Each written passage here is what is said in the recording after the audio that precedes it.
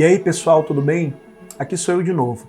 Hoje a gente vai falar um pouco sobre a diferença entre hipertrofiar, emagrecer e definir. Bom, muita gente quando nos busca aqui no consultório vem sempre com a mesma didática, né? Com o mesmo texto, o mesmo enredo. Bom, eu gostaria de ganhar massa magra e definir, ou perder massa gorda, né? A gente precisa primeiro entender esses processos para poder saber onde deseja chegar, né?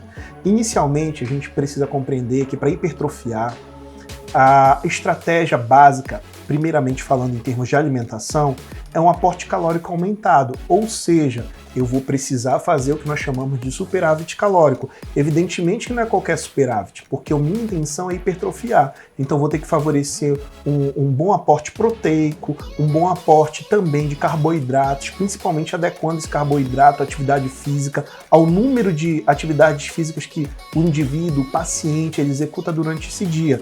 E entender o mais importante, que não é tão simples fazer dois processos ao mesmo tempo. Mas eu vou explicar para vocês mais na frente que é importante, embora não seja simples.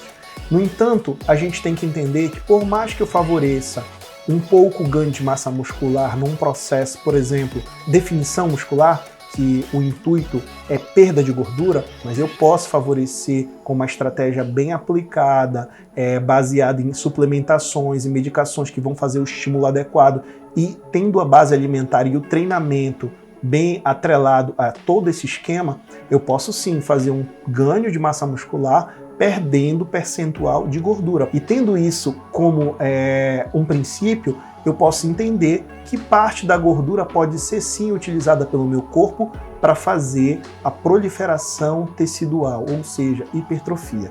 Tá? Até porque o corpo é sobrevivência, então na necessidade de um estímulo mecânico adequado, no qual o corpo vai ser forçado, ele vai entender que ele precisa hipertrofiar, mesmo não estando em condições adequadas. Então a gente tem como conseguir um pequeno ganho de massa muscular, favorecendo também aí uma lipodistrofia, ou seja, perda desse tecido gorduroso, certo? Mas hipertrofia, na essência, é superávit calórico, tá? Associado a um treinamento de força, tá?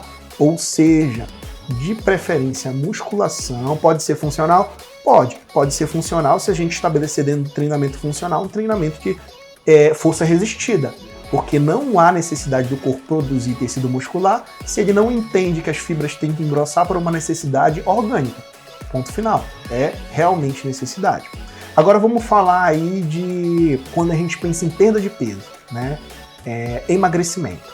Quando a gente fala em emagrecimento, primeiro a gente tem que entender um propósito semelhante à hipertrofia, num sentido que quando eu hipertrofio eu não ganho só músculo, tá certo? Então quando eu emagreço é isso que você tem que entender. Eu não vou perder só gordura.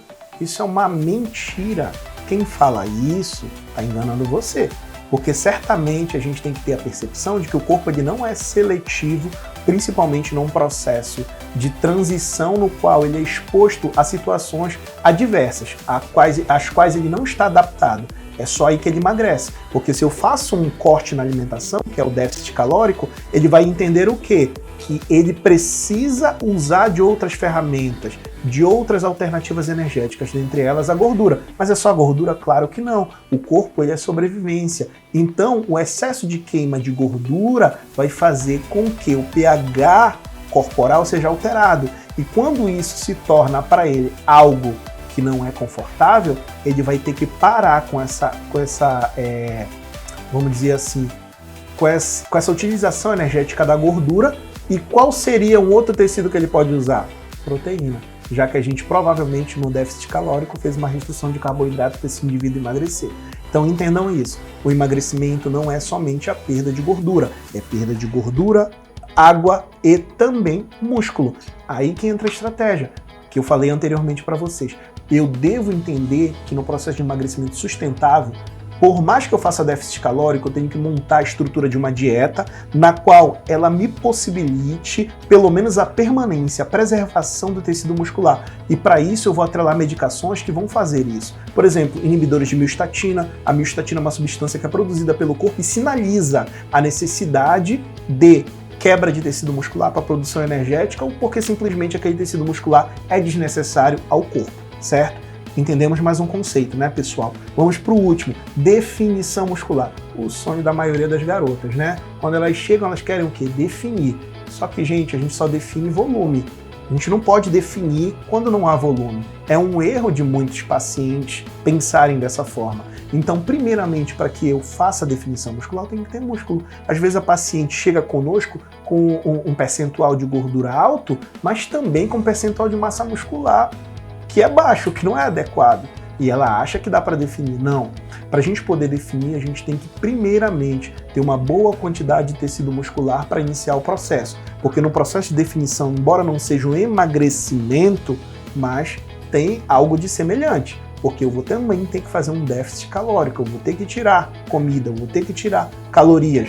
Para quê? Para que haja uma quebra, uma redução de percentual de gordura. E também, a exemplo do emagrecimento, eu vou fazer um pouco de perda de tecido muscular, né?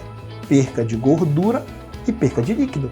Então tenho que entender que, embora seja um pouco diferente do emagrecimento, porque o emagrecimento é um processo mais intenso de perda, também na definição muscular, na definição, no cutting que nós chamamos, a gente também vai ter que fazer uma abordagem com uma restrição dietética. Só que evidentemente que o meu papel é esse, fazer protocolos nos quais eu possa adequar a realidade desse paciente junto com a minha nutri, para que a gente possa articular um trabalho e fazer com que esse paciente consiga o máximo de definição muscular com o mínimo de perca, se possível até ganhar durante esse processo. Bom, gente, era isso que eu queria falar para vocês em relação a esses três conceitos que são realmente um pouco confusos. Entendam, não há resultado algum sem um trabalho bem estruturado. Grande abraço.